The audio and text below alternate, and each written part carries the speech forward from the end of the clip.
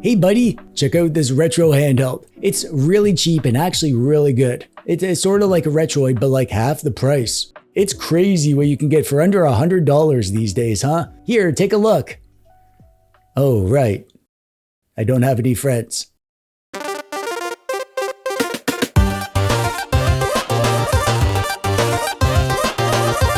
Hey there, how's it going? I'm TechDweeb, welcome. Thanks for clicking on the video today. There's a common saying where I come from. Try to save, pay twice. Actually, that's a lie. Nobody other than my mom says that, and she only says it when she's trying to talk me out of buying something. But that should be a common saying because it's so freaking true. Sometimes you'll buy the cheap version of a thing expecting it to be alright, and then you realize it's not good, and you have to buy the real thing anyways, ultimately ending up costing you more money than if you just got the good thing in the first place. It happens to me all the time. The other day I bought this knockoff Susu Watari expecting it to move coal, but it just got lazy and ended up causing all sorts of problems for my boy Kamaji.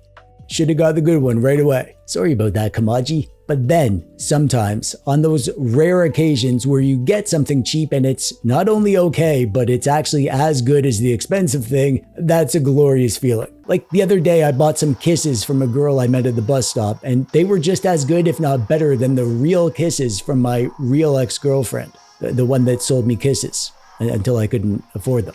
What I'm trying to say is that the Mangmi Air X is sort of like that girl selling kisses at the bus stop. It's cheap, but it has it where it counts, and it will probably surprise you at how well it feels and performs. It doesn't do very good kisses. Kissing this thing is kind of like kissing a retro handheld, which is something that I do on the regular, and I assure you it's nothing special in that regard. But if you want to do retro handheld stuff instead of making out with inanimate objects, you'll probably be pretty happy with this thing, especially for the price. This Mangmi Air X was kindly sent to me by Mangmi. They are a new company as far as I can tell. This is their first handheld, and they hit the ground running, let me tell you. I'm going to spoil the video and tell you right now that this thing is actually incredible for the price. Speaking of which, this is going for an early bird price of $80, but you can get a $5 discount if you sign up for their email notifications. So $75 for this thing. After the pre-release period, it goes up to $90. And that's still some pretty aggressive pricing considering what you get here. Which brings us to the specs. This bad girl is rocking the Snapdragon 662 chipset. We also get 4 GB of LPDDR4X RAM,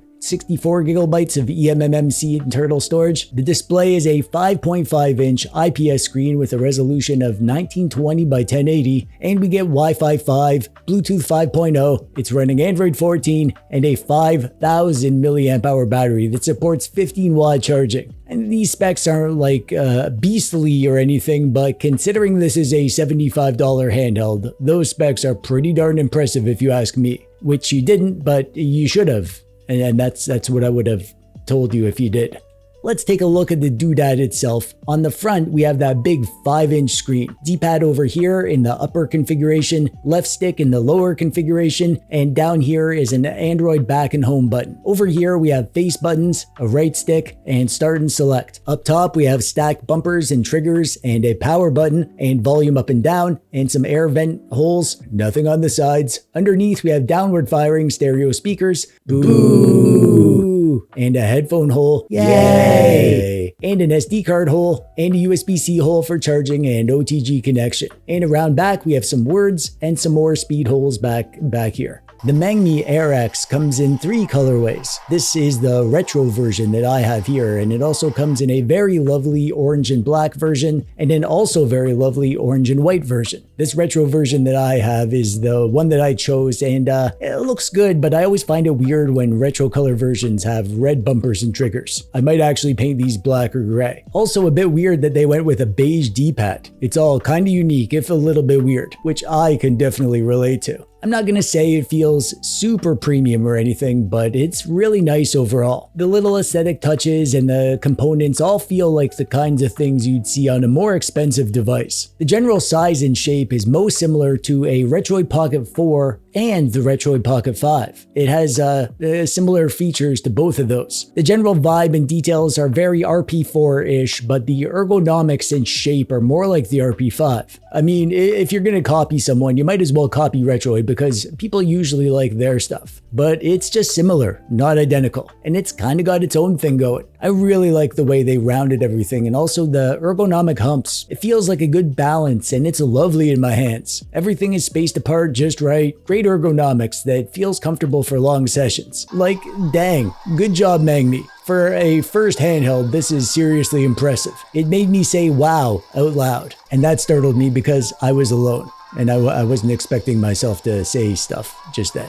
It's pretty big and it's sort of borderline pocketable. I think it's like if you need to carry this in your pocket, like if your hands are full of bananas, you can get away with tossing this in your pocket, but you probably won't leave it in there all day, unless you need to carry your bananas all day, in which case, that sucks. I hope your life circumstances get better soon. Very often on cheap doodads, there's some compromises with the controls, but not here. These controls are excellent across the board. The D-pad is basically perfect. It's sort of a soft edge D-pad with a good amount of travel, with a soft membrane connection that feels satisfying. No issues with false diagonals, but also no issue with intentional diagonals, like with fighting games. I can pull off my special moves, no problem at all. The face buttons feel great too. A good size, and there's a decent amount of travel to them with a nice membrane mush to them. And the sticks are great too. They're Hall sticks and they have the same kind of stick caps as the Retroid doodads. The input quality is really good. And not perfect. There is some slight cardinal snapping, but it's barely there. And the overall sensitivity and precision is solid. I think you'll be pretty happy playing games with these. And they have that RBG to attract the attention of the cute girls at the food court in the mall. And the bumpers are clicky but not loud,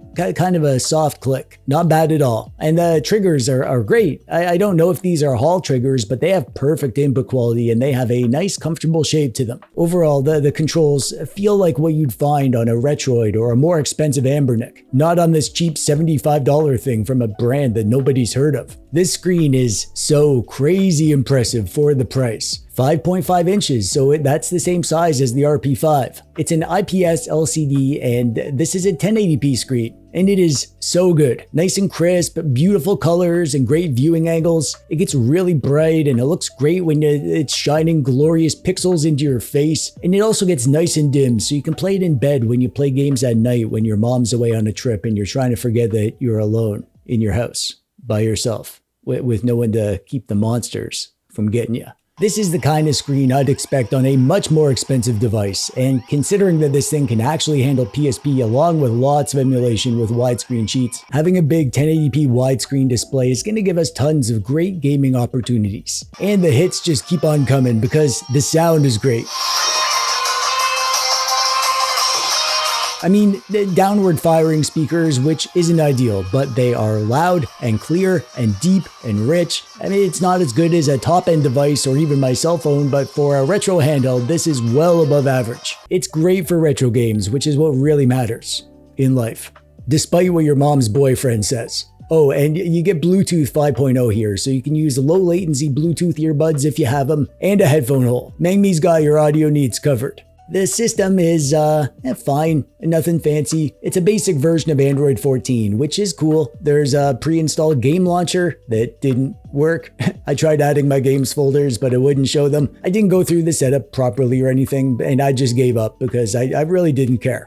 I'm terrible at my job. There's also this little side menu that you can open by holding the home button. That's where you toggle performance mode for extra oomph, change the button layout from Xbox versus Switch, adjust the brightness, and a few other simple but useful settings in there. That said, the system overall is a little bit janky. The menu sometimes refuses to open unless you restart the device, and the button layout keeps resetting to Switch, which is annoying. That's not my preference. I like the Xbox layout, so I gotta keep switching it back. Hopefully Mangmi fixes this in an update. This is an early review sample, so I'll pretend to be patient. Still, the bones are good. I installed my usual setup, the ESDE front end and all my own emulators, all that glorious nonsense, and everything worked perfectly. No weird hiccups, just smooth, customizable Android goodness. I made a guide on how I do this if you're curious how I transform these things into retro gaming masterpieces. It's not perfect, but it lets me do the important stuff. That's all I ask. That and maybe one day world peace or whatever. but mostly emulators and front ends. This thing is powered by a Snapdragon 662, which is admittedly an older chip at this point. However, that doesn't mean it's a slouch. Usually on these $75 handhelds, we'll get something like the RK3326 chip.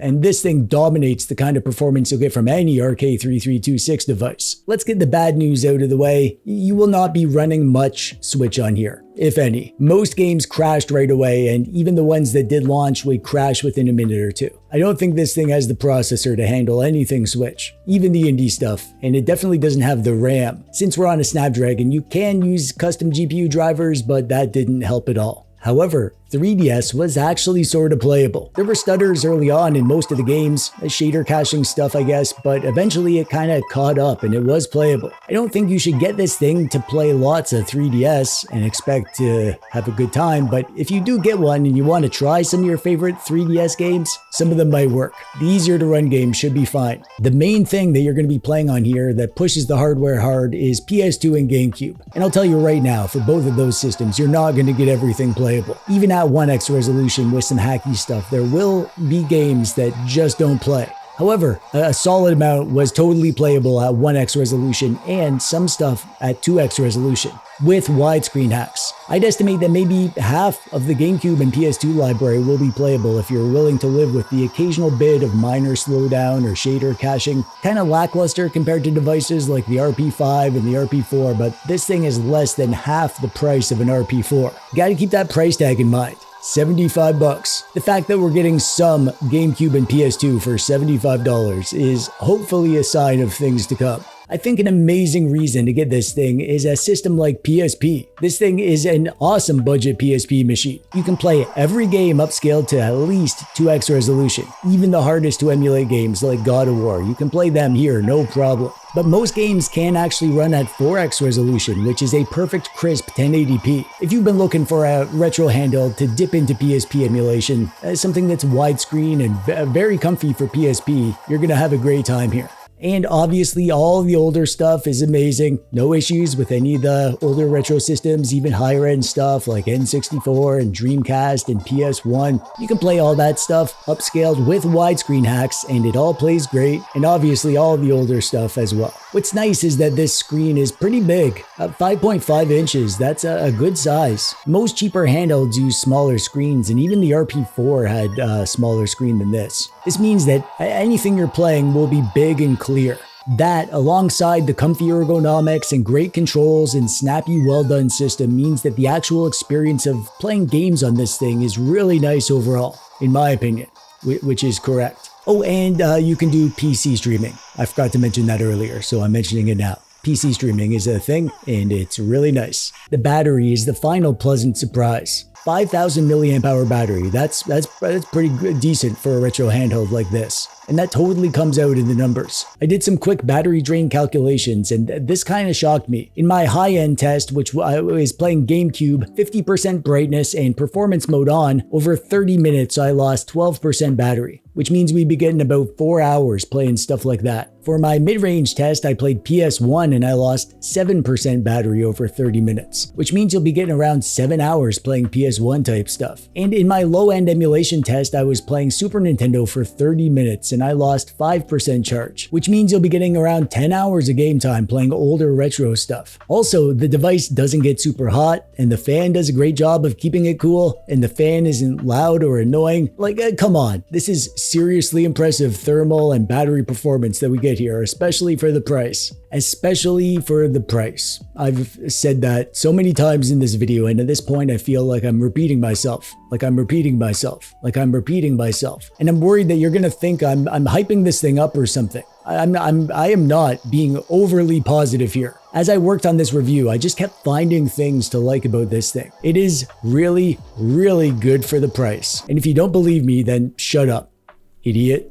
I've explained the limitations. You won't get a ton of GameCube and PS2, no Switch or any high-end stuff like that, but everything else is awesome, including the hardware and the system. And also, like, it's $75. Yes, for the price, This thing is bonkers. However, this is a launch price. After the initial period and after the discount goes away, it'll be 90 bucks. And even still at that price, it's slightly less great, but still totally worth it. I really hope this company does well from this product. And I really just kind of hope that this is a sign of things to come. If Mangmi, a new company, can come along and give us this for 75 or whatever dollars and actually deliver on that, this is huge for our hobby. This is the kind of leap forward that gets me excited. I've wanted basically this for so long. A really good low-end Android device at a super budget price that nails the hardware. Good for all the older stuff, good for a sprinkling of high-end stuff that is cheap but doesn't feel cheap. I want something like this to be able to recommend to people. And this is the first truly budget Android doodad to really get it right. And that gets me really excited.